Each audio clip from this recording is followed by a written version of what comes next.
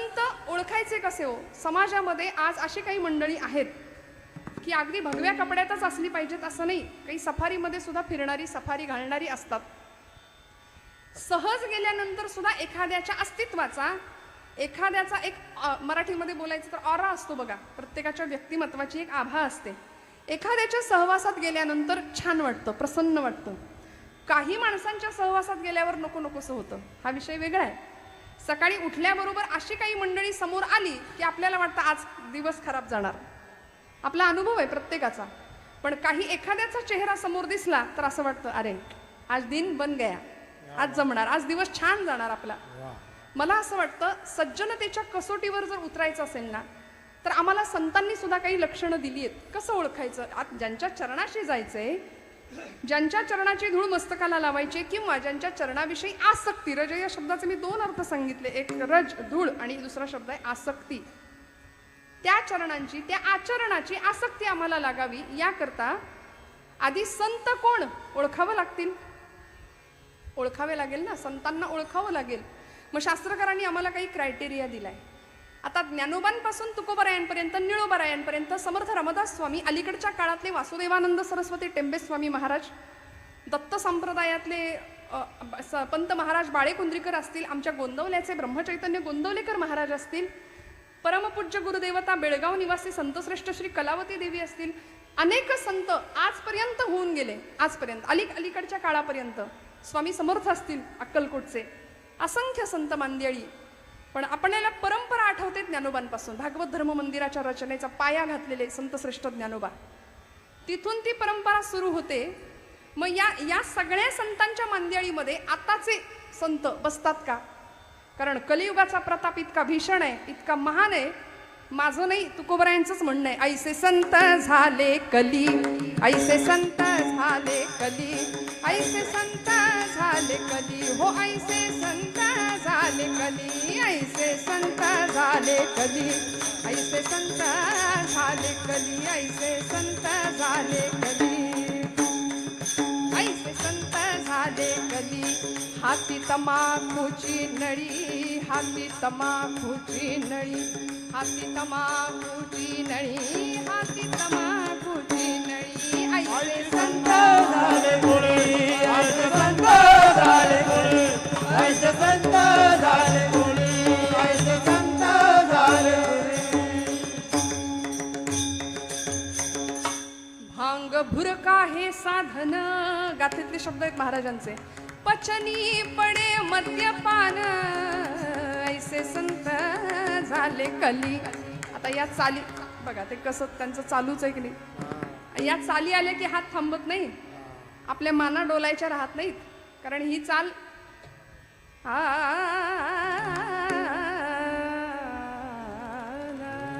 ऐसे संत हो संत, ही चाल खरं तर कीर्तनातलीच आहे. ती त्यांनी चोरली. आपल्याला वाटतं आपण त्यांचं चोरतोय की काय, तसं नाहीये. ते मूळ त्या चाली सगळ्या आपल्याच आहेत. मग असे संत जर समाजामध्ये असतील तर ते ओळखायचे कसे? महाराज म्हणाले, संन्यासाचे सोंग संपादिता चांग, परिवैराग्याचे अंग आणिता नये. फक्त रुद्राक्षांच्या माळा, भस्माचे पट्टे ओढलेत, मस्त मोठा गोपीचंदनाचा टिळा लावलाय, एवढ्यानी संत ओळखता येईल का?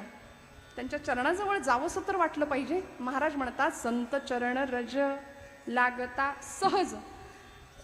मी तर म्हणते संतांचा कृपा कटाक्ष, नुसती नजर जरी पडली ना तरी जीवन उद्धरून जातं, तरी जीवन उद्धरून जातं. अशी काही मंडळी असतात की फक्त कृपेचा एक कटाक्ष, एक नजरेचा कटाक्ष आम्हाला आशीर्वाद देऊन जातो.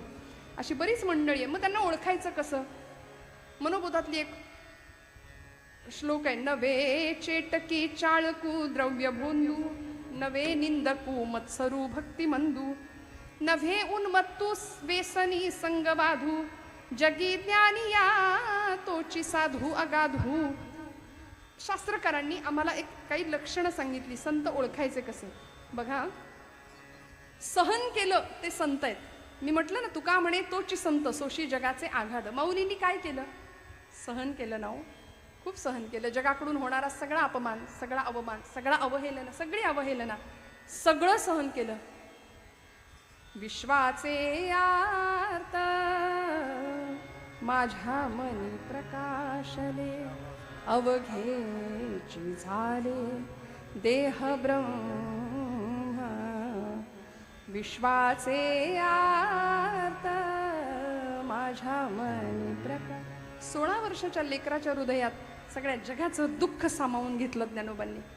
जगाने फक्त अपमान केला. संन्याशाच्या पोरांनो, तुम्हाला जगण्याचा हक्क नाही, गोडाधोडाचं खाण्याचा तुमचा अधिकार नाही, तुमची पात्रता नाही.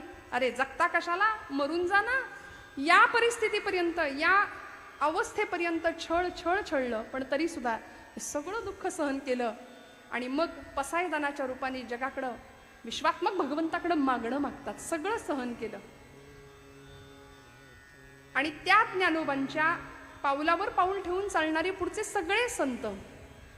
मग या सगळ्या संतांकडे जर आपण पाहिलं ना, तर जीवनचरित्र असं उजळून गेलेलं आहे की दीपस्तंभासारखं असं आयुष्य तयार झालं की दुसऱ्यांना मार्गदर्शन करणार आहे. दुसऱ्यांना मार्गदर्शक अशी संतांची चरित्र ठरली.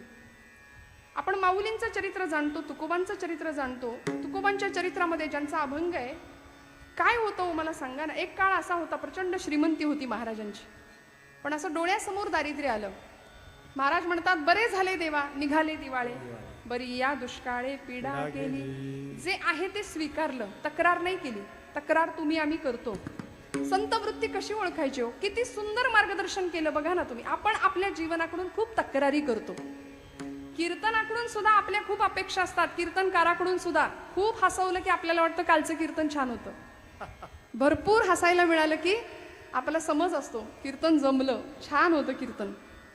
कारण शास्त्र, वेदांत, तत्वज्ञान, धर्माविषयी काही बोलायला गेलं तर आपल्याला असं वाटतं याचा आणि आपला काही संबंधच नाही. लोकांना असं वाटतं हे असं म्हणणं म्हणजे सध्याच्या काळामध्ये ICU मध्ये असलेला पेशंट, माझा आणि डॉक्टरचा काही संबंध नाही असं म्हणण्यासारखं आहे. विठ्ठल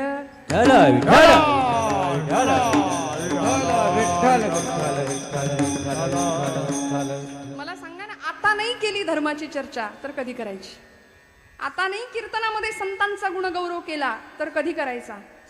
फक्त 2 तास मनोरंजन आणि टाइमपास असेल तर आयुष्याचा विनोद व्हायला वेळ नाही लागणार. तिकडं बांगलादेश पेटलाय, ती वेळ आपल्यावर यायला वेळ नाही लागणार. आपलं कसं असतं, कुणाच्या घेण्यात नाही, कुणाच्या देण्यात नाही. आम्ही बाबा कुणाच्या घेण्यात नसतो, देण्यात नसतो. आम्ही आमचं आयुष्य, आमचं 2-3 टाइमचं गिळायला मिळालं आम्हाला, आमचा प्रपंच, आमची पोरं बाळ मस्त आमचं. आणि हे आम्ही 4 चौघात मोठेपणा मिरवून बोलतो. आम्ही कोणाच्या घेण्यात नसतो, देण्यात नसतो. तिकडे जगाला समाजाचं वाटोळं का होईना हे आम्ही अभिमानानं सांगतो. आणि ही मोठी दुर्दैवाची बाब आहे. आम्ही कुणाच्या घेण्यात नाही, देण्यात नाही असं म्हणणं हे सगळ्यात मूर्खपणाचं लक्षण आहे. आता घेण्या देण्यात असलं पाहिजे. आता समूहाने राहण्याची फार मोठी गरज आहे, प्रचंड मोठी गरज आहे. आम्ही नाही एकत्र आलो. संतांनी आम्हाला हेच तर शिकवलं ना. वेळोवेळी काय गरज होती ज्ञानोबांना सगळ्यांसाठी मागणं मागायची?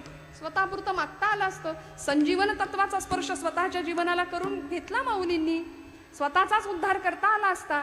पण जे खळांची व्यंकटी सांडो, दुष्टांचा सुद्धा दुष्टपणात जाऊ दे असं दिव्य मागणं का मागितलं असेल? तुकोबरायांच्या आयुष्यामध्ये प्रचंड प्रतिकूलता होती प्रपंचाची, पण तरी सुद्धा परमेश्वराचं भजन केलं आणि जगाला उत्तम असा मुक्तीचा मार्ग महाराजांनी सुद्धा आम्हाला दाखवून दिला. आमचं असं होतं की आम्हाला इतरांसाठी काही करायची इच्छा होत नाही. आम्ही आमच्याच आयुष्याकडून एवढ्या तक्रारी करतो. मला कधी कधी असं वाटतं आपण जर खूप तक्रारी करायला गेलो ना, आमची तरुण मंडळी त्यामध्ये जास्त अव्वल असतात. जुनी माणसं तरी तडजोड करत जगली बरं का.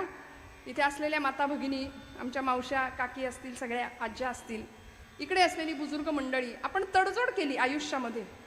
आताची तरुण पिढीत ज्याला आपण ॲडजस्टमेंट म्हणतो मराठीत, ते करायला तयार नाहीये, कुठल्याच बाबतीत करायला तयार नाही. जर आयुष्याबद्दल स्वतःची तक्रार वाटू लागली ना, तर मला असं वाटतं कधीतरी अशा एखाद्या इसमानी लवकर उठावं, एखाद्या दिवशी लवकर उठावं. कारण आम्ही सगळे सूर्यवंशी आहे. आता आम्हाला तो ब्रह्ममुहूर्त, ते 2:30चा प्रहर आणि सकाळचा पहिला प्रहर काही कळत नाही, काही माहिती नसतं. बरं, कीर्तनकार हा प्राणी तर निशाचर प्राण्यांमध्येच आता मोडतोय, आहे की नाही? त्यामुळे सकाळ पहाट वगैरे आपण कधी पाहणार? मग अशा वेळी पहाटे उठावं एखाद्या दिवशी. आणि काय सांगते का, रस्त्याने चालायला जावं. काही मंडळी तुम्हाला रस्त्याने चालताना दिसतील, जॉगिंगसाठी, वॉकिंगसाठी नाही का निघालेली. त्यातल्या एखाद्या माणसाला विचारायचं, तुम्ही का पळताय? सगळं जगच पळतंय ना खरं तर, आम्ही सुद्धा पळतोच आहोत. पण आमच्या तक्रारी जर कमी व्हायच्या असतील ना, तर त्या एका माणसाला, पळणाऱ्या माणसाला विचारावं, तुम्ही का पळताय, तुम्ही जॉगिंग का करताय? तिकडून उत्तर मिळेल, पोट कमी करण्याकरता. बरोबर आहे ना? आपण करता ना व्यायाम? ती व्यक्ती म्हणेल पोट कमी करण्याकरता, सगळे फॅट्स वाढलेत म्हणाले, फॅट्स कमी करण्याकरता. मला असं वाटतं जगातली निम्म्यापेक्षा जास्त मंडळी पोट कमी करण्याकरता पळतायत आणि निम्म्यापेक्षा जास्त मंडळी तेच पोट कसं भरायचं या विवंचनेत पळतायत, या विवंचनेत धडपडतायत. जगातली निम्म्यापेक्षा जास्त मंडळी अति खाल्ल्यानं मरतायत आणि निम्म्यापेक्षा जास्त मंडळी खायलाच मिळत नाही म्हणून मरतायत कुपोषित होऊन. इतकी तफावत आहे, इतका भेद आहे. आणि आपण इतरांच्या विषयी बोलायला लागलो ना की असे अगदी चेवात असतो सोशल मीडियावरती वगैरे, पण स्वतःविषयी काही बोलायचं झालं की आपण मूग गिळून गप्प बसतो. आम्ही कुणाच्या घेण्यात नाही, आम्ही कुणाच्या देण्यात नाही. मला असं वाटतं तिथून थेट एखाद्या मंदिरात जावं. मंदिरामध्ये असं दृश्य दिसेल, असं चित्र दिसेल की त्या मंदिराच्या बाहेर काही भिकारी असे बसलेले असतील, हातामध्ये कटोरं घेऊन भीक मागत असतात. त्यांना पाहावं, थेट देवाकडे जावं. तिथेही एखादा श्रीमंतातला श्रीमंत व्यक्ती देवापुढं भीकच मागत असतो. आम्ही मागतोच ना, कायम पदरच पसरत असतो. तिथून थेट एखाद्या हॉस्पिटलमध्ये जायचं. त्या हॉस्पिटलच्या समोरच्या त्या जागेमध्ये, पॅसेजमध्ये काही मंडळी त्यामध्ये श्रीमंत असतात, गरीब असतात, त्यांचे नातेवाईक तिकडे ICU मध्ये असतात, वॉर्डमध्ये असतात, दुःखी असतात, सगळे विमनस्क आणि खिन्न चेहऱ्याने बसलेले असतात. एखाद्या अपंगाकडे बघायचं आणि मग आपल्याला कळेल की परमेश्वराने आपल्याला किती दिलंय. मग तक्रार नाही उरणार जीवनाची, अजिबात नाही तक्रार उरणार. जॉर्ज वॉशिंग्टन असं म्हणायचे, माझ्या लहानपणी प्रचंड गरिबी होती, अमेरिकेचे राष्ट्राध्यक्ष झाले ते, पण माझ्या गरिबीमुळे माझ्या पायात घालायला बूट नव्हते, माझ्या पायात घालायला बूट नव्हते म्हणून मी सतत तक्रार करायचो, वाईट वाटायचं मला. पण ज्या दिवशी माझ्या पायात घालायला बूट नाहीत हे दुःख माझं कमी झालं, ज्या दिवशी मी पायच नसलेला माणूस पाहिला, ज्याला पायच नाही असा माणूस दिसल्यानंतर बुटाचं काय घेऊन बसला हो. किती अव्यंग दिलंय. का तक्रारी आम्ही करतो? म्हणून संतांच्या चरणाशी जायचं. कारण संतांनी प्रतिकूलतेला सुद्धा अनुकूल परमार्थाकडे लावलं. आणि ब्रह्मचैतन्य आपले गोंदवल्याचे महाराज म्हणतात, प्रपंच जितका प्रतिकूल असतो ना तितका तुमचा परमार्थ अनुकूल व्हायला मदत होते. विठ्ठल विठ्ठल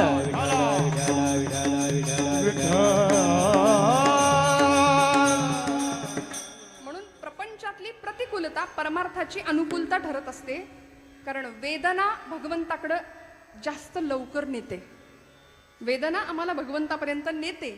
म्हणून संतांच्या चरणाजवळ जायचं. आमच्या ठिकाणच्या वासना समूळ नष्ट होतात. इच्छा, आसक्ती, विकार हे सगळं नष्ट करण्याचं सामर्थ्य फक्त संतांच्या सहवासात आहे. मी सांगत होते संतांना ओळखायचं कसं. शास्त्रकार म्हणाले, गर्वन्नोद्वहते न निंदती परान्नो भाषते निष्ठुरम उक्तं केनचिदः प्रियञ्च सहते क्रोधञ्च नालम्बते श्रुत्वा काव्यमलक्षणं परकृतं संतिष्ठते मूकवत् दोषान् छादयते स्वयं न कुरुते एतत् सतां लक्षणं विठ्ठल विठ्ठल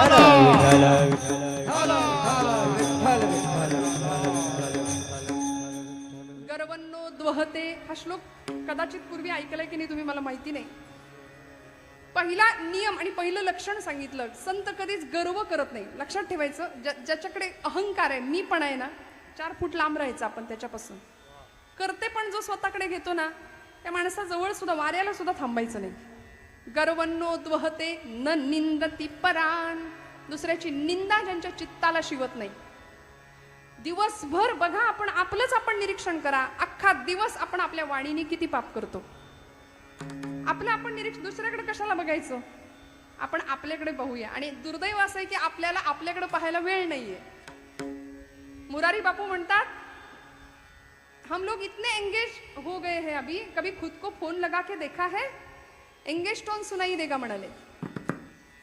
केलंय का आपण कधी असं? आपलाच फोन घ्यायचा, आपलाच नंबर आपल्याच फोनवरनं डाईल करायचा. करून बघा आज काय होते. एंगेज टोन सुनाई देगी, अभी इस समय सभी लाईन व्यस्त है असं उत्तर येईल आपल्याला. कारण आम्ही आपल्या आतमध्ये बघायला तयार नाही, आम्ही आत डोकवायला तयार नाही. स्वतःचा श्वास सुद्धा आम्ही ऐकत नाही शांतपणे. बघा तुम्ही, इतके धावतोय. अखंड दुसऱ्यांची निंदा करण्यामध्ये, पारावर बसून हातामध्ये पत्ते, आणि या जगामध्ये क्रांती झाली पाहिजे, याचं काही खरं नाही, त्याचं काही खरं नाही. मग राजकारण असू दे, तिकडं खेळ असू दे, धर्मकारण असू दे, यावर आम्ही गप्पा भरपूर मारू, पण व्यक्तिगत पातळीवर स्वतः काय करतोय याचा विचार आम्ही नाही करत. न निंदती परान, दुसऱ्याची निंदा नाही करणं. म्हणून ती निंदा आमच्याकडून होता कामा नये, ती होते म्हणून तर ती धुवून काढण्याचं काम, आमची जीभ आमची वाणी धुवून काढण्याचं काम नाम करतं. हरिनाम प्रक्षाळी जिव्हे ते, जीभ धुवून काढण्याचं काम काय करतं, नाम करतं. बरं, म्हणून संतांनी नाम दिलं आम्हाला. न निंदती परा नो भाषते निष्ठुरम. नो भाषते, कधीच कुठल्याच प्रकारची उग्र भाषा संतांच्या मुखात नसते. मग भगवी कपडे असलीच पाहिजेत असं काही नाही. बघा, साधी आमच्या आजूबाजूला सुद्धा अशी माणसं असतात, कधी कुणाला लागेल टोचेल असं बोलत नाही. आपण बघा ना, दुसऱ्याच्या हृदयाला घरं पडतील अशी काही काहींची वाक्य आणि बोलणं असतं की नाही. बर, शब्दांनी झालेली जखम फार भयानक असते. शस्त्राची जखम भरून निघते श्रोते हो, पण शब्दांनी झालेला व्रण आयुष्यभर माणसाच्या लक्षात राहतो आणि आम्ही तो ठेवतो. सोडून द्यायला शिकलं पाहिजे की नाही. 25 वर्षापूर्वी माझ्या पोरीच्या अमुकाच्या लग्नामध्ये मी गेले, मला हलकी साडी नेसवली, काय 250 रुपयाची. आता माझ्या पोराच्या लग्नात मी बघते तिचं कसं. आता हे आम्ही करतो की नाही, खरं सांगा महिला वर्ग, आहे की नाही. मग आम्ही किती दिवसांचा वाद, किती दिवसांचा भेद आणि मत्सर, हे सगळे विकार जपून ठेवतो, जपून. खरं तर यांना हाकलून दिलं पाहिजे वेळच्या वेळी. न निंदती परा नो भाषते निष्ठुरम. कधीच कठोर भाषा नाही. कसं बोलायचं संतांनी आम्हाला शिकवलंय. बोलू ऐसे बोल, बोले बोलू ऐसे बोले, बोलू ऐसे बोल, बोले बोलू ऐसे बोल, बोले बोलू ऐसे बोले, बोले बोलू ऐसे बोले, बोले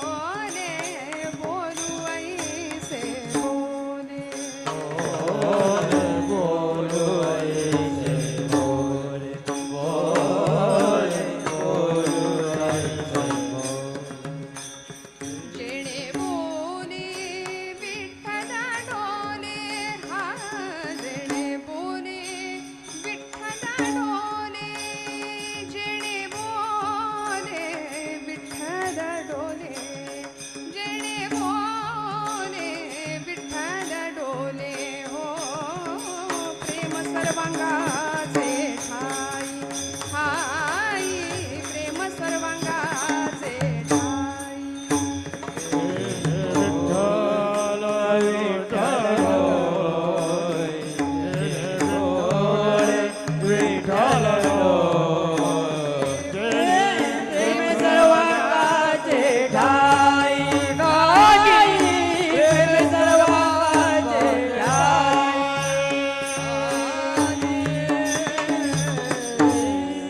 कसं बोलायचं, आमच्या बोलण्यामुळे दुसऱ्याच्या हृदयातला विठ्ठल डोलला पाहिजे. आता कसं बोलायचं बघा, जमेल का हो? दुसऱ्याच्या हृदयातला विठ्ठल डोलला पाहिजे असं आमचं बोलणं जमेल का आम्हाला? संध्याकाळ झाली, इकडून यायला उशीर झाला, इथं केल्याची किंमत नाही, खाल्ल्याची किंमत नाही, गिळा. आता जेवा म्हणण्यामध्ये आणि गिळा म्हणण्यामध्ये फरक आहे की नाही. पण आम्ही काय उच्चारतो शब्द, आता आपलं आपण बघा, आहे की नाही. गिळा एकदाशी. इतकं गोड बोलावं. संतांनी आम्हाला सगळी आचारसंहिता दिली आहे. बोलू ऐसे बोले, जेणे बोले विठ्ठल डोले, नो भाषते निष्ठुरम. उक्तं केनचिदः प्रियंच सहते, क्रोधंच नालंबते. कुणी काहीही बोललं, अप्रिय बोललं, 4 शिव्या जरी घातल्या ना तरी संत प्रतिक्रिया देत नाहीत म्हणाले. क्रोधंच नालंबते, रागवायचं नाही. आता असं जरी संतांचं लक्षण असलं तरी एकेकाळी समर्थ रामदास स्वामी सांगतात उद्धटासी उद्धट. कारण हा काळ असा आहे की जर आम्हाला महात्म्यांचं तत्वज्ञान फार आमच्या कानी कपाळी ओरडून इतकं गळी उतरवलंय ना शालेय अवस्थेपासून, आपल्याला एका गालात कुणी मारली तर दुसरा गाल आपण पुढे करावा असं आपल्याला लहानपणापासून शिकवलंय. पण असं नाहीये आणि आता असं करून जमत नाही. इतकी भयान भीषण परिस्थिती आजूबाजूला आहे ना, तर आम्हाला सर्वतोपरी सज्ज शस्त्रांनी अस्त्रांनी शास्त्राने सर्वतोपरी सज्ज राहिलं पाहिजे. काळ असा विलक्षण भीषण आहे. आज एका महिलेवर जर अत्याचार झाला तर आपला जीव कासावीस होतो की नाही? त्रास होतो आपल्याला. काही वर्षांपूर्वी फाळणीच्या वेळी शेकडो 20,000 हिंदू महिला असा अनन्वित अत्याचार करून हिंदू महिलांवर एकाच वेळी असे अत्याचार होत होते. देहाचे तुकडे करून ती प्रेत तुकड्यांनी ट्रेनच्या ट्रेन भरून भारतामध्ये पाठवली होती. हिंदू माणसांची अशा कत्तली झाल्या होत्या. आणि आज इतक्या वर्षानंतर पुन्हा एकदा बांगलादेशमध्ये तीच परिस्थिती आपण पाहतोय. आज हिंदुस्थानामध्ये हिंदू धर्माची परिस्थिती जर काय असं पाहायला गेलं तर मला असं वाटतं 22 जानेवारीला राम सिंहासनावर प्रतिष्ठित झाले आपल्याकडे. काय घडलं? काय मोठा परिणाम झाला हो रामांच्या प्रतिष्ठापनेनंतर? सगळी माणसं सावध झाली की जी बेसावध आहोत आम्ही असं दाखवत होती, पण ती खऱ्या अर्थी सावध झाली. 500 वर्षांचा वनवास भगवंतांनी संपवून भगवंत सिंहासनावर प्रतिष्ठित झाले. पण 500 वर्षामध्ये जातीपातीत विभागलेला हिंदू समाज एकत्र यायला तयार नाहीये अजूनही. 30 कोटी मुसलमान एकत्र आले मात्र. इतकी भयान भीषण परिस्थिती झाली आहे. आजूबाजूला आपण आपल्या पुढच्या भवितव्याचा विचार करूया. पुढचा काळ 2047 साल सगळा हिंदुस्थान हिरवा बनवण्याची जर ती त्यांची तयारी चालू असेल तर आपण सनातनी वैदिक धर्माचे आहोत. आपण जातीपातीत का वाटायचं, का विभागायचं याचा विचार बारकाईने करूया. आज जर आपण शांततेमध्ये विचार न करता धर्माचं शिक्षण घरातल्या मुलांना आपण नाही देऊ शकलो तर आमच्यासारखे नतदृष्ट आणि दुर्दैवी आम्ही आहोत. कारण आमच्या भविष्यकालीन पिढ्यांचा प्रचंड भविष्य आम्ही धोक्यात घालतोय. रक्ताचे पाट वाहतील श्रोते हो. इतकी भयानक परिस्थिती होईल. रात्री कधी गळे चिरून नेतील ही मंडळी आम्हाला कळणार नाही. इतकी भयान भीषण परिस्थिती निर्माण होण्याची शक्यता असताना आपण जर निवांत राहिलो, कोणाच्या घेण्यात नाही देण्यात नाही, याकरता हे उत्सव, हे सोहळे झाले पाहिजेत. वारंवार नामघोष झाला पाहिजे. हिंदू धर्माचा आचार विचार सांभाळला गेला पाहिजे. तरच आम्ही भक्त म्हणून घेण्यात सिद्ध होऊ. आता अशी परिस्थिती आहे. तुकोबरायांनी आम्हाला सांगितलं, विंचू देव्हाऱ्याशी आला, देवपूजा नावडे त्याला, तेथे पैजाराचे काम, अधमाशी तो अधम. शिवपिंडीवरती जर विंचू बसलाय तर तिथे त्याला दुधाचा अभिषेक नाही करायचा, तिथे पैजाराचंच काम आहे. तुकोबरायांसारख्या संतांनी आम्हाला जर हे वारंवार समजावून कानी कपाडी ओरडून सांगितलं असेल तर आता संतांचं आचरण करण्याची आमची गरज आहे. नको त्यांच्या मागे न लागता संत काय सांगतं, संत वाङ्मय काय सांगतं त्यानुसार आचरण असावं.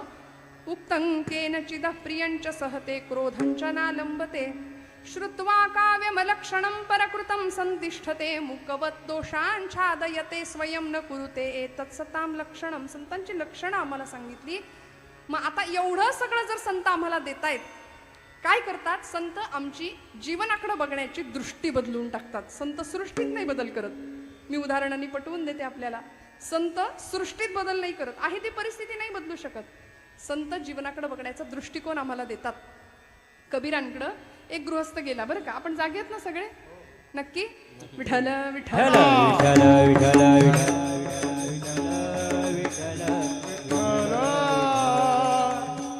कबीर महाराजांकडे एक प्रपंच करणारा एक गृहस्थ गेला आणि महाराजांना म्हणाला, महाराज वैतागलो म्हणाले प्रपंचाला. आपण कसे वैतागलेलो असतो? कायम कपाळावर आठे असतात की नाही आपल्या? हो म्हणताय तुम्ही. कायम वैतागलेले. मी म्हणते कधी कधी कपड्याला इस्त्री असते इथपर्यंत ठीक आहे, चेहऱ्याला पण इस्त्री करून लोक बसतात. अजिबात असे गंभीर, म्हणजे आम्ही हसलो तर आध्यात्मिक ठरणार नाही की काय बहुतेक. असं फार सिरियस आम्ही राहतो. नकारात्मक जीवन बनवून जातं. वैतागला प्रपंचाला, व्यापला, कटकट झाली आणि कबीरांना म्हणाला, महाराज सोडवा म्हणाला मला या कटकटीतून. महाराज म्हणाले, नेमकं काय झालंय? म्हणाले, सासूबाई घरी येऊन बसल्यात. सासू घरी आली, महिना झालं जायचं नाव घेत नाही, नुसती बडबड बडबड, दिवसभर वैताग आणलाय म्हणे, काय करू? कबीर महाराज म्हणाले, सांगेन ते करशील? हो, तुम्ही सांगा तर खरं. महाराज म्हणाले, तुझ्या सासरी अजून कोण कोण असतं? तो म्हणाला, आहेत ना सगळे, सासरे आहेत, मेवणा आहे, मेवणी आहे. मेवण्याला आपल्याकडे साला म्हणतात हिंदीमध्ये नाही का? तर तो आहे, मेवणी आहे, सगळे आहेत म्हणाले. मग त्या सगळ्यांना घेऊन ये म्हणाले. कबीर महाराजांनी त्याला उपाय सांगितला, सासऱ्यांना घेऊन ये, मेवणा मेवणीला घेऊन ये. तो गेला आणि त्या सगळ्यांना आणलं आपल्या घरी. एक 4-8 दिवस निघून गेले आणि परत महाराजांकडे आला. म्हणाला, महाराज काय उपाय सांगितला? अजूनच कटकट वाढली ना. सासूच्या कटकटीला वैतागलो होतो म्हणून तुमच्याकडे आलो. व्याप झाला होता, ती बडबड सहन होईना. आता अजून गोंधळ वाढला घरात. सोडवा म्हणाले या संकटातून. महाराज म्हणाले, सांगतो, अजून एक उपाय सांगतो. तुझ्या सासरी गोठा आहे का रे? तो म्हणला, आहे. मग गोठ्यात आहेत का गाई गुरं? सगळेच म्हणाले, शेळ्या आहेत, कोंबड्या पण आहेत. सगळ्यांना घेऊन ये. सगळ्यांना आणायला लावलं. सगळ्यांना घेऊन आला. 10 दिवस गेले आणि असा वैतागून त्रस्त होऊन आला. म्हणला, महाराज तुम्हीच एक कटकट आहे माझ्यासाठी. मी माझ्या कटकटीतनं सोडवा म्हणून मी तुमच्याकडे आलो ना, आणि मला असला उपाय सांगितला, काही करून यातनं मला सोडवा. दुसरा एखादा उपाय सांगा. कबीर महाराज म्हणाले, करशील? शेवटचा उपाय सांगा म्हणाले. आता सांगतो. आता हे सगळ्यांना तू घेऊन आलायस ना, त्या सगळ्यांना परत सासरी तुझ्या सोडून ये म्हणाले. सासूबाई फक्त घरी राहू देत. सगळ्यांना सोडून ये. झालं. मेवणा मेवणी सासरा आणि गोठ्यातली जी काही जनावरं आणली होती सगळ्यांना सोडून आला. 10 दिवस शांत घरामध्ये. 10व्या दिवशी महाराजांकडे आला. चेहरा प्रसन्न आहे. म्हणाला, महाराज एकदम आनंदात आहे, एकदम सुखात आहे. महाराज म्हणाले, का? सासू आहे ना म्हणे घरी. मग आता नाही, ती कटकट परवडली, पण नंतरची वाढलेली कटकट परवडली नाही. मला सांगायचंय, संत आमच्या सृष्टीत नाही, आमच्या दृष्टीत बदल करतात. विठ्ठल विठ्ठल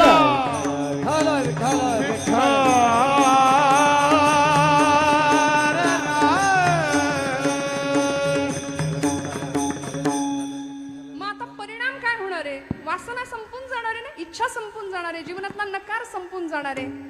आशा आणि तृष्णा या 2 गोष्टी अशा आहेत. अहंता आणि ममता या 2 गोष्टी अशा आहेत की जीवन सुखाने जगू देत नाहीत. मी माझं, मी माझं, मी माझं. प्रचंड हव्यास, अनेक गोष्टींचा हव्यास. हे हवं, ते हवं, ते हवं, ते हवं.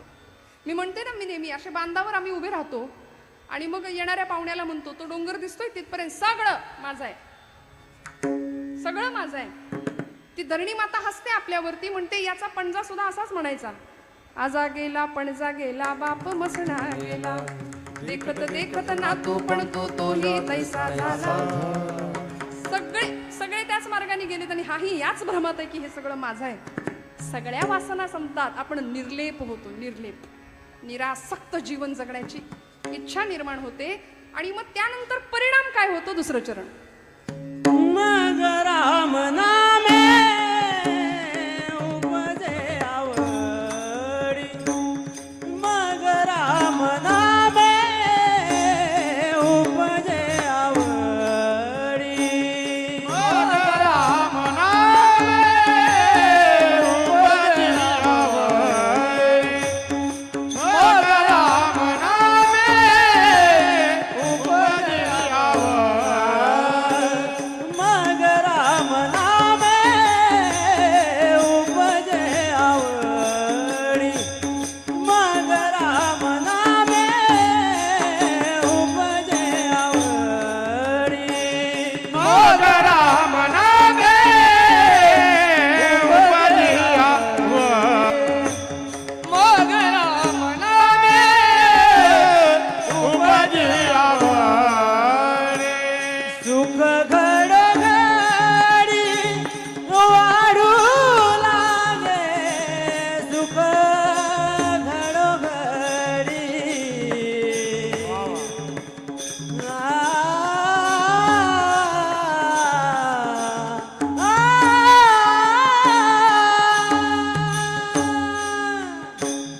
सुख घडघडी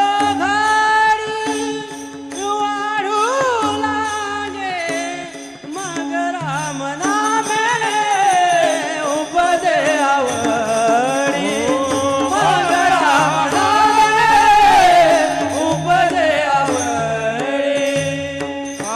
मग राम नामे उपजे आवडी, सुख घडघडी वाढू लागे, सुख घडघडी वाढू लागे, मग राम नामे उपजे आवडी, सुख घडघडी वाढू लागे, सुख घडघडी वाढू लागे, वाढू लागे. प्रत्येक क्षण वेचला जातो हा परिणाम आहे संतांच्या संगतीचा, संतांच्या सहवासाचा. जीवनमुक्त अवस्थेला आम्ही पोहोचतो. सत्संगत्वे निस्संगत्वम, निस्संगत्वे निर्मोहित्वम, निर्मोहित्वे निश्चलत्वम, निश्चलत्वे जीवनमुक्ती. काय अवस्था प्राप्त होते हो?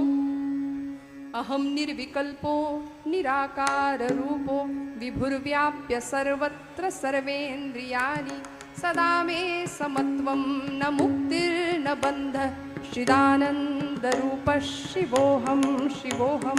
न पुण्यम न पापम न सौख्यम न दुःखम अहम नैव न भोज्यम न भोक्ता चिदानंद रूप शिवोहम शिवोहम. न मे मृत्यु शंका न मे जाति भेद पिता नैव मे नैव माता न जन्म न बंधुर्न मित्रं गुरुर्नैव शिष्य चिदानंद रूप शिवोहम शिवोहम. या अवस्थेला संत आम्हाला पोहोचवतात. आपणासारिखे करीती तात्काळ नाही काळवेळ तया लागी. मग नामाचा महिमा त्यांना कळाला, तो तुम्हाला मला पटवून सांगतात. परिणाम काय होतो? मग रामनामी उपजे आवडी. आवड उपजावी, उपज होते आवडीची. आत्ता आम्ही भक्ती करतो असं नाहीये, भक्ती करत नाही असं नाही, करतो पण आवडीने करत नाही ना. भगवंताच्या नामाबद्दल आमच्या अंतःकरणामध्ये आवड उपजली पाहिजे आणि ती संतांच्या सहवासाने होते. आवडीने भावे हरिनाम घेसी परिणाम तुझी चिंता त्यासी सर्व आहे. नाथबाबा म्हणाले ना आम्हाला हरिपाठात त्यांच्या. त्यामुळे आवड भगवंताच्या नामाविषयी. मग ते नाम एकदा अंगात असं मुरलं ना की परिणाम काय होतो? परेहुनी परते घर तेथे राहून निरंतर. वैखरी वाणीचे 4 प्रकार आहेत, परापश्यती, मध्यमा आणि वैखरी. वैखरीने घेतलेलं नाम, मग ते विठ्ठलाचं असू दे, ते रामाचं असू दे, आपली उपास्य देवता कुठलीही असू दे, ते नाम झिरपत झिरपत झिरपत झिरपत जातं परावाणीपर्यंत. जसं झाडाच्या आपण खोडाजवळ पाणी घालतो तर ते पाणी झिरपत झिरपत मुळापर्यंत जातं आणि मग शाखा विस्तार होतो, मग फुलाफळांचा विस्तार होतो. तसं परावाणीने घेतलेलं नाम भगवंताला इतकं आवडतं की नामदेव महाराज म्हणतात, सर्व सत्ता आली हाता नामयाचा खेचर दाता. भगवंत आपली सत्ता भक्ताच्या स्वाधीन करतो. जनाबाईंनी इतकं नाम घेतलं की ते जातं सुद्धा नाम घ्यायला लागलं. सुंदर माझं जात ग बाई राम नाम गात ग, सुंदर माझं जात ग बाई राम नाम गात ग. सुंदर माझं जात बाई राम नाम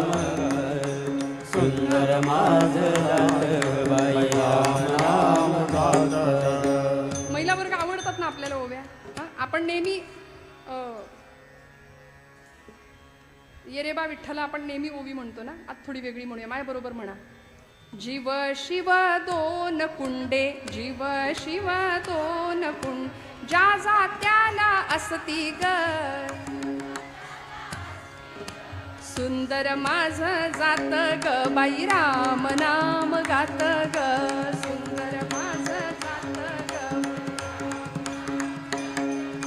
सासू सासरे नणंदबाई, सासू सासरे नणंदबाई, जाच फार करती ग.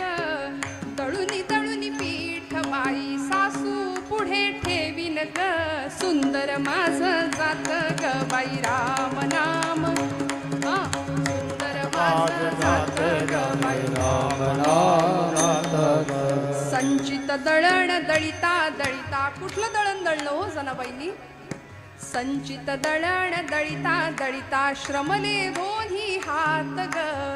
84चे फेरे फिरता स्थिर झालं येथ ग. सुंदर माझं जात ग बाई राम नाम गात ग. सुंदर माझं जात ग बाई राम नाम गात ग. सुंदर माझं जात ग बाई राम नाम गात ग. सुंदर माझं जात ग बाई राम नाम गात ग. जनी म्हणे जनार्दना, जनी म्हणे जनार्दना, सोसेना हा जाच रे. धाव पाव गरुड ध्वजा लावी मला हात रे. सुंदर माझं जात ग राम नाम गात ग. सुंदर माझं जात ग बाई राम नाम गात ग, गात ग. विठोबा रखुमाई विठोबा रखुमाई विठोबा रखुमाई विठोबा रखुमाई विठोबा रखुमाई विठोबा रखुमाई विठोबा रखुमाई विठोबा रखुमाई विठोबा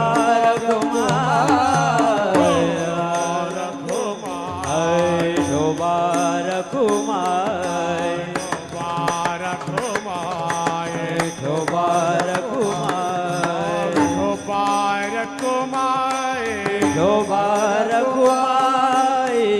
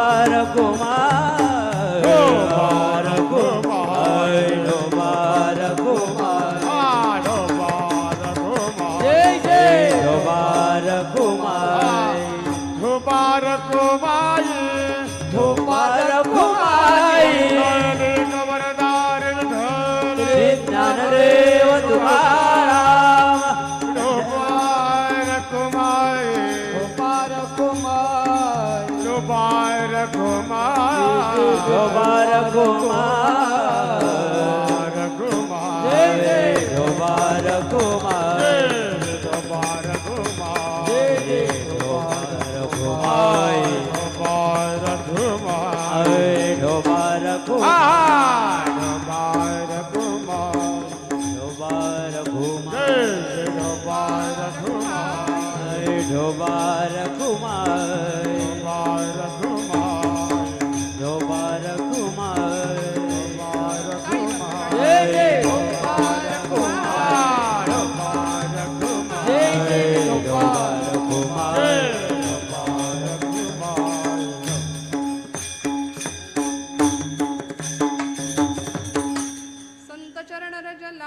सहज वासनेचे बीज जळोनी जाय मग राम नामी उपजे आवडी सुख घडोघडी वाढो लागे.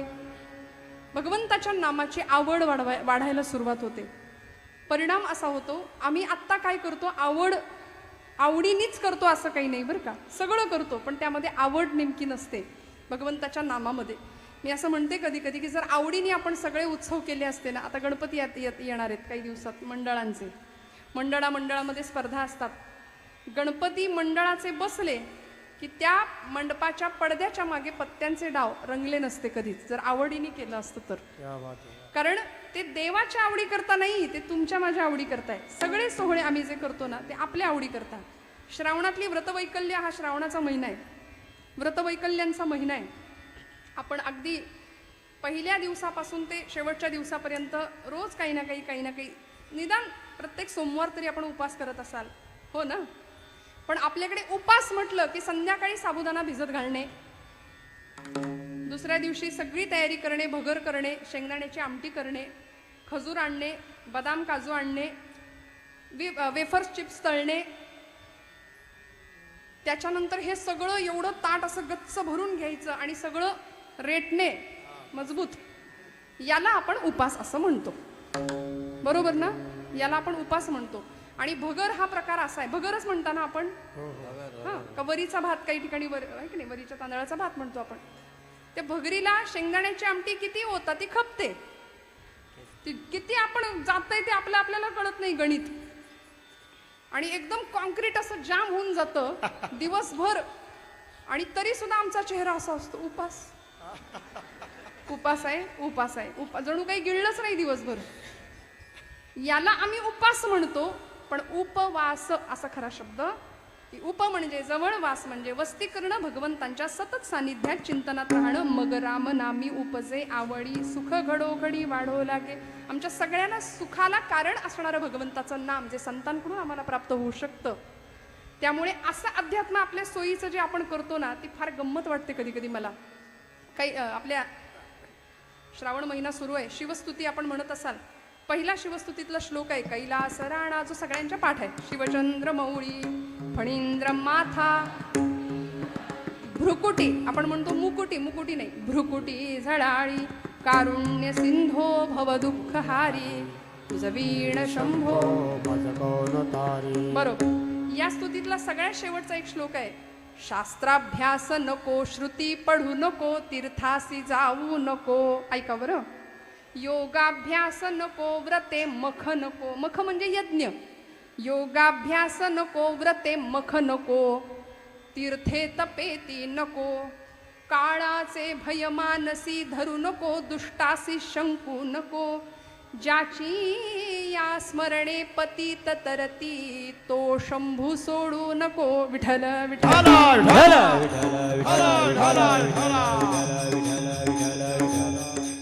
श्लोक इतका सुंदर आहे, बऱ्याच जुन्या मंडळींच्या पाठांतरात असतो.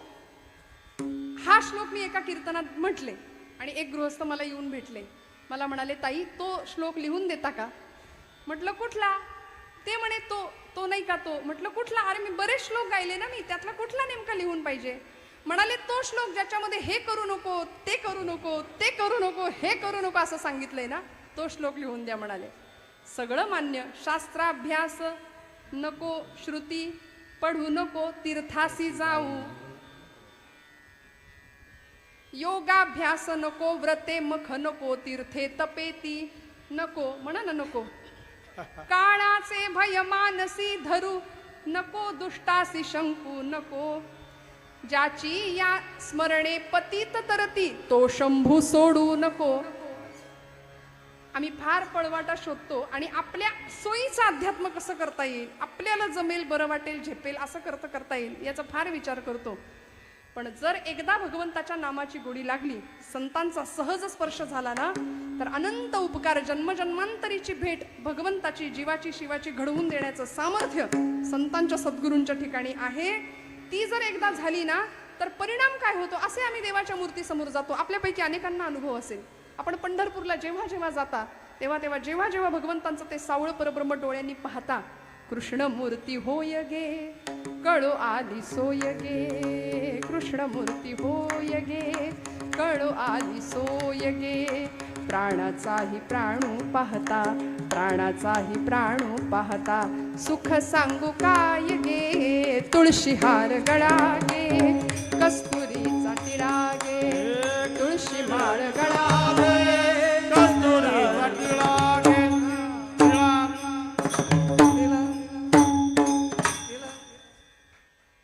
पितांबराची कास गे. कसा भगवंत आहे, कशिली सावकाश गे, नारद तुंबर गायन करती, नारद तुंबर गायन करती, पुढे निजदास गे, तुळशी माळ गळा गे, कस्तुरीचा टिळा.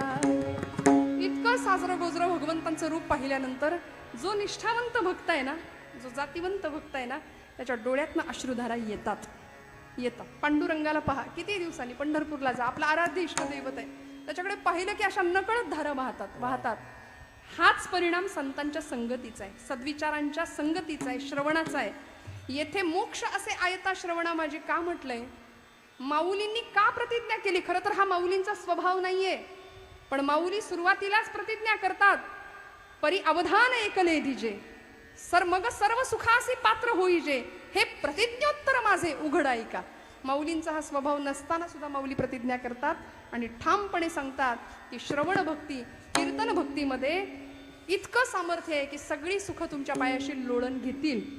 मग येणारा अनुभव हा शब्दांच्या पलीकडचा असतो. तो नेमका काय असतो? अभंगाचं तिसरं चरण. कंठी प्रेम दाटे नैने लोटे, कंठी प्रेम दाटे नैने लोटे, कंठी प्रेम दाटे नयनी निरलोटे कंठी प्रेम दाटे नयनी निरलोटे हृदया प्रगटे राम रूप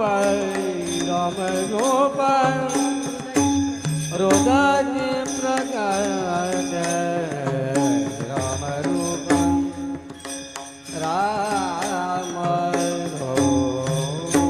हृदय प्रगटे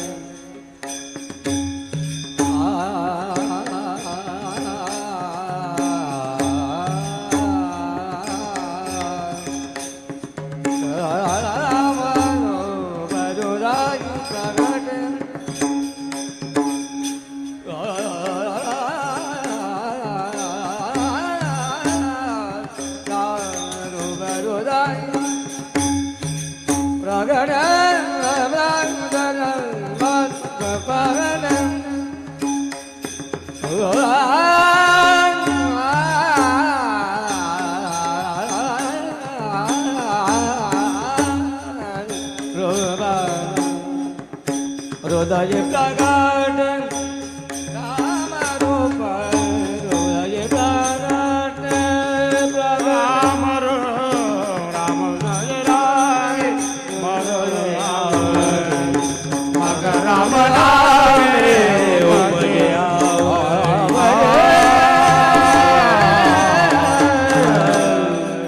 कंठी प्रेम दाटे नयनी नीर लोटे हृदयी प्रगटे नाम रूप किंवा रामरूप साक्षात भगवंत हृदयात येऊन विराजमान होतो नव्हे. भक्त तर भक्त देवासाठी रडतोच, पण देव सुद्धा रडतो. अनेक प्रसंग आहेत, अनेक उदाहरण आहेत. मी सांगेन आपल्याला ब्रह्मचैतन्य गोंदवलेकर महाराजांच्या चरित्रातलं एक उदाहरण. महाराजांना एक दिवस ताप आला होता फणफणून.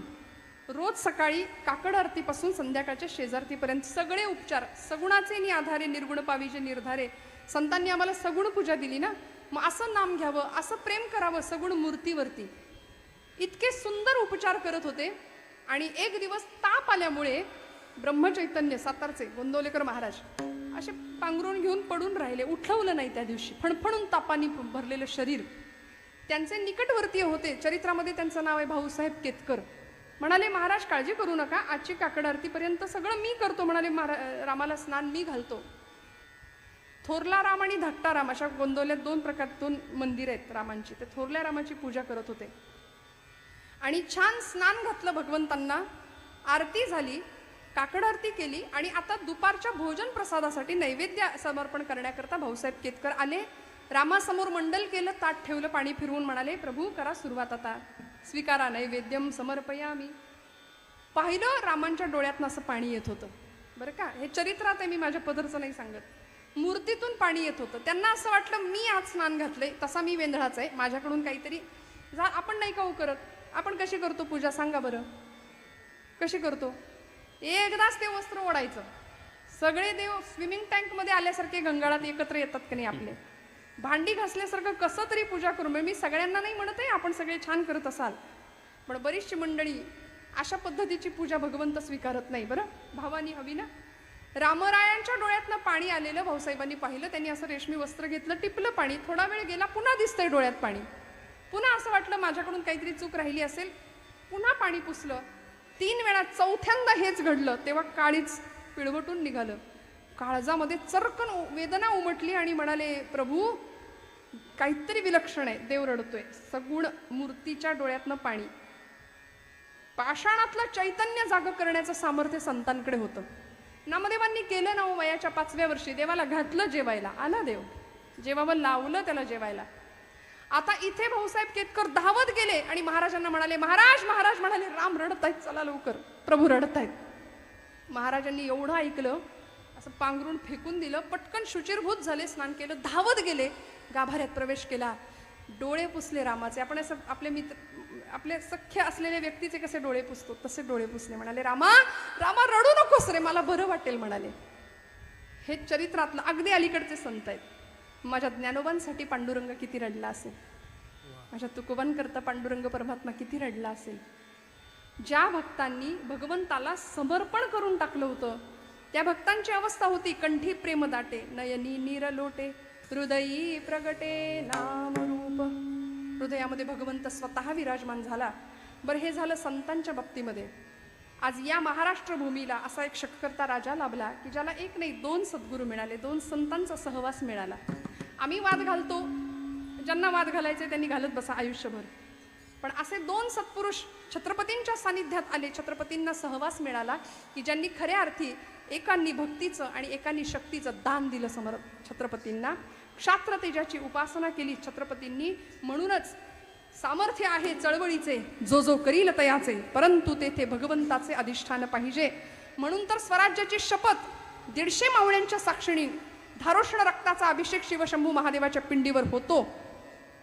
150 मावळ्यांच्या साक्षीने बोटातनं रक्त वाहतं शंभू महादेवाच्या पिंडीवरती. हे राज्य व्हावे ही तो श्रींची इच्छा, ही शपथ घेतली जाते.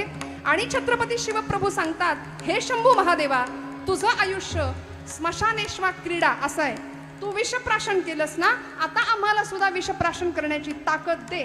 आणि हे आमचं आणि आमच्या मावळ्यांचं पहिलं आणि शेवटचा रक्ताचा अभिषेक तुझ्यावर. आता इथून पुढं शत्रूचं रक्त तुझ्यावर सांडू. विठ्ठल विठ्ठल विठ्ठल विठ्ठल विठ्ठल.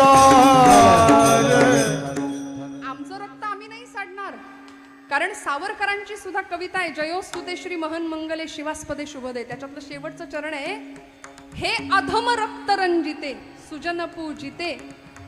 हे आई स्वतंत्रते भगवती, हे भारत माते, तू आमच्या रक्ताने नाही रंजित व्हायचं, तू अधमाच्या रक्ताने रंजित होणारी आहेस. हे अधम रक्त रंजिते.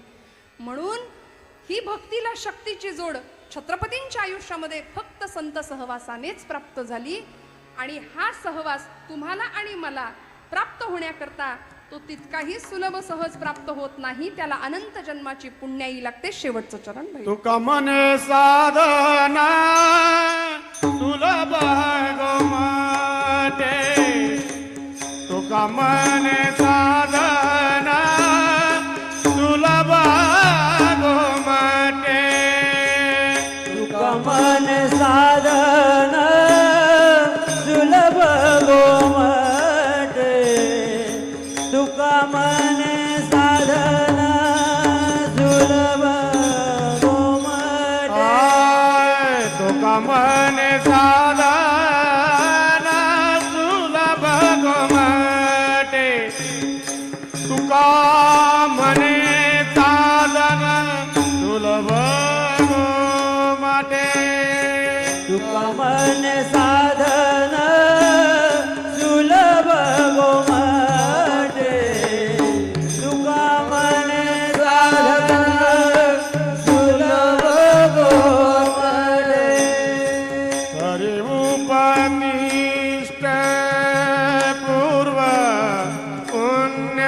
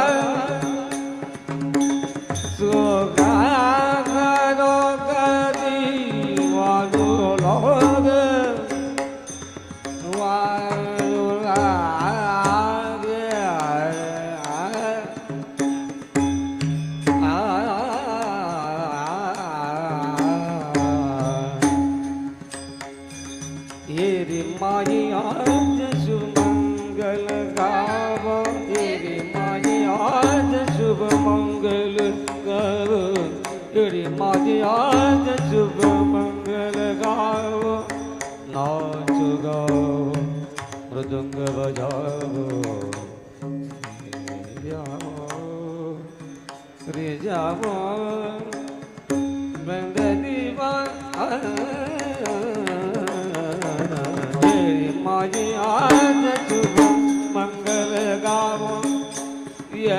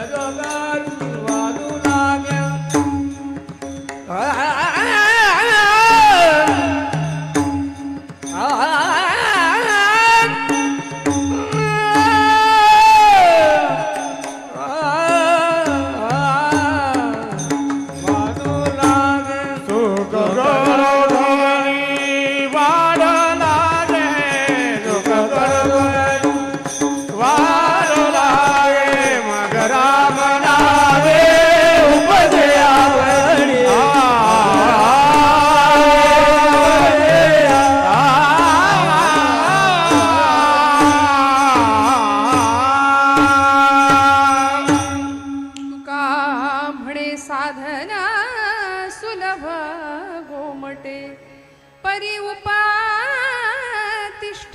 पूर्व पुण्ये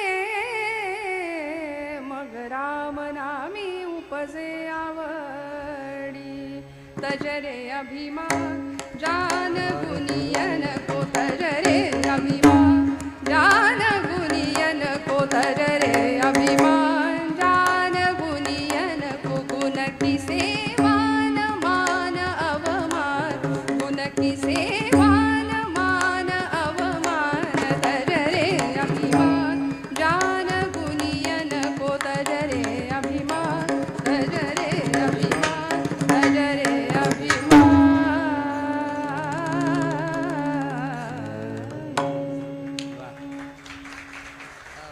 तुका म्हणे सुलभ साधन गोमटे परी उपतिष्ठे पूर्व पुण्ये संतांचा सहवास संतांचा संग संतांचं सहज दर्शन जया दर्शने स्पर्शने पुण्य जोडे सज्जन माणसाचा सहवास लाभणं हे भाग्यात असावं लागतं. आपण भाग्यवान असू तर आपली पावलं कीर्तनाकडे वळतील, नाहीतर अनेकांची पावलं अनेक दिशेने वळतात. पण कीर्तनाकडे वळण्याकरता सत्संगतीकडे वळण्याकरता पूर्व पुण्याई असावी लागते. अनंत जन्मोनी पुण्य होय माऊली म्हणतात. अनंत जन्माची पुण्याई पाठीशी असेल तर सत्संगती लाभू शकते. अशी पुण्याई तुम्हाला मला लाभावी ही तुकोबरायांची अपेक्षा आहे. म्हणून मोठ्या आर्जवानी महाराज म्हणतात संतांच्या संगतीत जाऊया, कारण ही संगती काय करणारी सुख घडोघडी वाढू लागे. अहो प्रपंचातलं सुख हे हळूहळू वाढेल, टप्प्याटप्प्याने वाढेल, गणिती पद्धतीने वाढेल. पण खरं सांगू परमार्थातलं सुख हे बहुमितीय पद्धतीने वाढतं. इतका आनंद मिळतो सर्व सुखाचे आगर बाप रखुमा देवीवरू काय सुख घेऊन बसला प्रपंचातलं. असं सुख तिकडे चंद्रभागेच्या तीरावर उभं होतं संतांच्यासाठी आहे तिष्ठत. म्हणून आम्हालाही त्या सुखाचा लाभ व्हावा असं जर वाटत असेल तर आपण संत संग करणं फार गरजेचं आहे. चांगल्या सद्विचारांच्या सहवासात जाणं फार गरजेचं आहे. जे जे उत्तम उदात्त उन्नत महन मधुर ते जे जे चांगलं आहे ना ते स्वीकारावं, जे चांगलं आहे ते ग्रहण करावं, चांगल्याच्या संगतीत जावं. महिला वर्ग आपण जर 4-4 जणी दुपारच्या अशा बसलो तर आपल्याकडे बघून सगळे म्हणतात सगळ्या वडघरचं वर्तमानपत्र यांच्याकडे मिळतं. सगळ्यांचं लागतं आपल्याला चघळायला चरवण करायला नाही की. मग अशी आपण निंदेविषयी ऐकलं, कशाला गुणाचं बोलत बसायचं. आता असं छान दिवस सुरू आहे, श्रावण महिना पवित्र व्रतवैकल्यांचा महिना आहे. म्हणायचं आपण काय एखादी ओवी किती काय ओव्या वाचल्या तू आज, किती जप झाला तुझा आज, अशी कधीतरी आपण चर्चा करूया. हां कधीच कुणाच्या निंदेचं कारण आपण नाही ठरायचं. जितकं चांगलं आहे तितकं चांगलं सद्विचारांचा संग आपल्याला करता येईल तेवढा करूया. आज वडघरमध्ये या सप्ताहाच्या द्वितीय दिवशीची कीर्तन सेवा आपल्या सगळ्यांच्या आशीर्वादाने भगवंतांच्या चरणी सुपूर्त करते. बोलत असताना काही वेडावाकडं गेलं असेल तर मोठ्या अंतःकरणाने क्षमा करा. आपल्या सगळ्यांचे